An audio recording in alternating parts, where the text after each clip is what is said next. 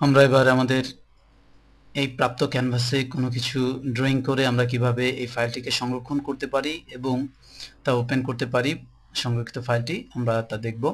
প্রথমেই আমি এখানে একটি রেক্টেঙ্গুলার নিলাম এবং এখানে আমি একটি রেক্টেঙ্গুলার ড্র করলাম। কিভাবে আমি কাজটি করলাম তা নিয়ে বিস্তারিত আলোচনা আমাদের পরবর্তী লেসনগুলোতে থাকবে।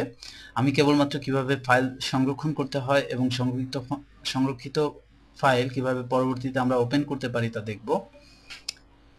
আমি ফাইলের সেভ বাটন ক্লিক করে অথবা কিবোর্ডের কন্ট্রোল এস চেপে আমি এই ফাইলকে সংরক্ষণ করতে পারি।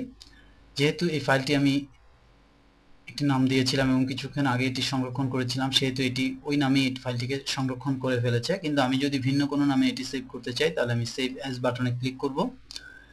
এবার আমি আমার ফাইলের জন্য একটি নাম দিব। আমি ফার্স্ট ডিজাইন 2 নাম দিচ্ছি। এরপর রয়েছে save as type.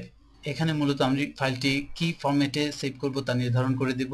Save as টাইপে আমরা AI, PDF, FXG, EPS, AIT, SVG এবং SVGZ ফাইল টাইপ পাচ্ছি, কিন্তু Adobe Illustrator এর নেটিভ ফাইল হচ্ছে AI ফাইল। সুতরাং আমরা AI নির্বাচন করে আমি সেভ বাটনে চাপছি। আমরা এই মুহূর্তে মূলত AI ফরম্যাটে ফাইলটিকে সেভ করতে চাই। এবার আমি এখান থেকে ভার্সন নির্বাচন করে দিব। এই ভার্সন নির্বাচনের ব্যাপারটি আমি একটু ক্লিয়ার করছি আপনাদের। বাই ডিফল্ট এটি Adobe Illustrator CS4 ই থাকবে, কারণ হচ্ছে আমরা যেহেতু CS4 এ আমরা কাজ করছি এবং CS4 এই আমরা এটি নিয়ে ফার্দার কাজ করব, এটিকে ওপেন করব, সুতরাং এটি CS4 থাকা বাঞ্ছনীয়। কিন্তু আমরা যদি এমন অবস্থায় পড়ি যে আমাদের এই ডিজাইনটি আমরা করে দেওয়ার পর এটি মূলত Adobe Illustrator 10 এ ওপেন হবে, অর্থাৎ যেখানে এটি ওপেন করা হবে সেখানে Adobe Illustrator CS4 নেই, সেক্ষেত্রে আমি Adobe Illustrator 10 এ এটিকে সেভ করে দিব। যাই হোক, আমি এই অবস্থায় Adobe Illustrator CS4 নির্বাচন করে ওকে চাপছি এবং আমার ফাইলটি আমার যে প্রত্যাশিত লোকেশনে সেভ হয়ে গেছে। আমি এবার আমার লোকেশনে গিয়ে যদি দেখি, হ্যাঁ, আমার জি ড্রাইভে মাই ডিজাইনের মধ্যে ফার্স্ট ডিজাইন 2 নামে একটি ফাইল আমরা দেখতে পাচ্ছি।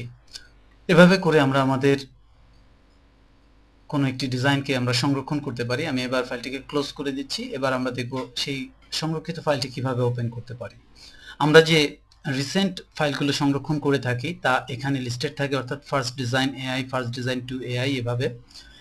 যদি কোনো কারণে এখানে না পাওয়া যায় তাহলে আমি ওপেন বাটনে ক্লিকের মাধ্যমেও সেই ফাইলের একটি পূর্ণাঙ্গ তালিকা পেতে পারি। আর যদি কোনো কারণে এই উইজার্ডটিও আমরা না পাই তাহলে ফাইলের ওপেন মেনুতে এসে অথবা শর্টকাট কি কন্ট্রোল ও চেপে আমরা এই ডায়ালগটি পেতে পারি, যেখান থেকে আমরা আমাদের প্রত্যাশিত ফাইলটি নির্বাচন করে ওপেন বাটনে ক্লিকের মাধ্যমে ফাইলটিকে আমরা ওপেন করতে পারি।